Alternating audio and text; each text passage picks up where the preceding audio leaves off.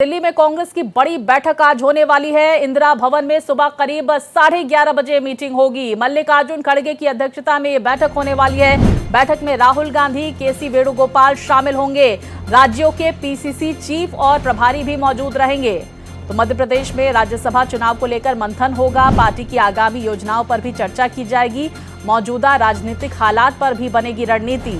संगठनात्मक स्थिति और संगठन से जुड़े कार्यों की समीक्षा भी इस बैठक के दौरान होगी। तो देखिए, दिल्ली में कांग्रेस पार्टी की तरफ से बड़ी बैठक, आपात बैठक बुलाई गई है। जिस तरह से घटनाक्रम बदल रहा है राजनीतिक परिप्रेक्ष्य में, और इसको लेकर ये बैठक बेहद ही महत्वपूर्ण है। तो देखिए, दिल्ली में कांग्रेस की ये बड़ी बैठक, इंदिरा भवन में ये अहम मीटिंग होने वाली है। मल्लिकार्जुन खड़गे की अध्यक्षता में ये बैठक होगी। मध्य प्रदेश में राज्यसभा चुनाव को लेकर मंथन होगा। पार्टी की आगामी योजनाओं पर भी चर्चा की जाएगी। इसके साथ ही मौजूदा रणनीतिक हालात पर भी बातचीत होगी। तो देखिए, संगठनात्मक स्थिति और संगठन से जुड़े कार्यों की समीक्षा भी होगी। तो जिस तरह से मीनाक्षी नटराजन का नामांकन रद्द किया गया, इसको लेकर भी आगे रणनीति कांग्रेस पार्टी बनाएगी। तो कौन कौन इस बैठक में शामिल होगा, ये भी जरा देख लीजिए। राहुल गांधी इस मीटिंग में शामिल होंगे। केसी वेणुगोपाल भी मौजूद रहेंगे। राज्यों के प्रभारी इस बैठक में मौजूद रहेंगे और सभी प्रदेश अध्यक्ष भी इस बैठक का हिस्सा होंगे। कांग्रेस कमेटी के महासचिव भी इस बैठक में शामिल होंगे। देखिए, लगातार बैठकों का दौर कांग्रेस खेमे में देखने को मिल रहा है। अब आगे की रणनीति को लेकर मंथन किया जा रहा है। विस्तार से जानकारियों के साथ हमारे सहयोगी प्रशांत हमारे साथ जुड़ गए हैं। प्रशांत, कांग्रेस की महत्वपूर्ण मीटिंग होने वाली है, क्या स्ट्रैटेजी देखने को मिलेगी और कौन कौन इसमें शामिल होगा? जी कुल, देखिए स्वाति, करीब 11:30 बजे बैठक शुरू होगी। इंदिरा भवन जो कांग्रेस का मुख्यालय है, वहां पर बैठक होगी और इसकी अध्यक्षता खुद कांग्रेस अध्यक्ष मल्लिकार्जुन खड़गे करेंगे। नेता विपक्ष राहुल गांधी, संगठन महासचिव केसी वेणुगोपाल समेत जो पार्टी के वरिष्ठ नेता हैं, सभी लोग इस बैठक का हिस्सा होंगे। राष्ट्रीय महासचिव और सेक्रेटरी और प्रभारी प्रदेश अध्यक्ष सभी लोगों को इस बैठक में बुलाया गया है। मुख्य तौर पर देखा जाए तो स्वाति, जो संगठन बदलाव है उसको लेकर यह बैठक बुलाई गई है।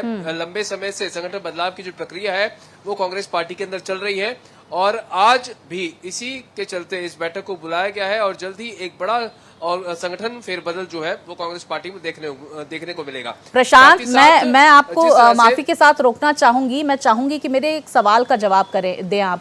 ममता बनर्जी ने सोनिया गांधी से मुलाकात की और उसके बाद अभिषेक बनर्जी ने राहुल गांधी से मुलाकात की।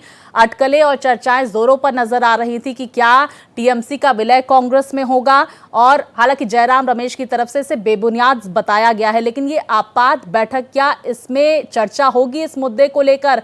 क्योंकि आनंद फानन में ये बैठक बुलाई गई है और ये संकेत दे रही है कि क्या टीएमसी जो है अब कांग्रेस में विलय करती हुई नजर आएगी, क्योंकि टीएमसी के अंदर राज्य इकाई में और केंद्र इकाई में अब कुछ बचा नजर नहीं आ रहा है।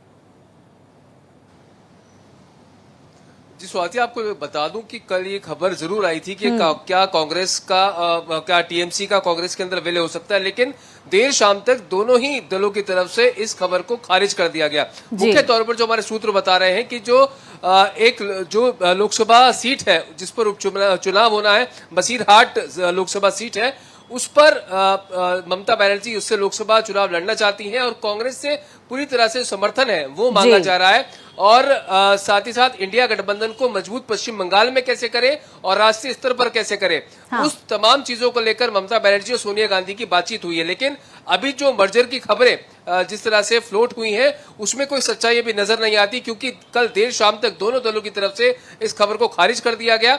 और ये जो बैठक बुलाई गई है पहले से शेड्यूल्ड थी, क्योंकि संगठन बदलाव को लेकर जो है चर्चा चल रही थी। और अब देखिएगा, कई जो संगठन में बदलाव है वो बदल दिए गए हैं। गोवा के पीसीसी को चेंज कर दिया, कई राज्यों के प्रभारी को चेंज कर दिया और अन्य राज्यों के 2 राज्यों के प्रदेश अध्यक्षों को बदला जा चुका है। तो बिल्कुल, देखिए, संगठनात्मक बदलाव को लेकर इस बैठक के दौरान चर्चा होगी। हमारे सहयोगी प्रशांत ने ये जानकारी दी। प्रशांत, शुक्रिया ये जानकारियों के लिए।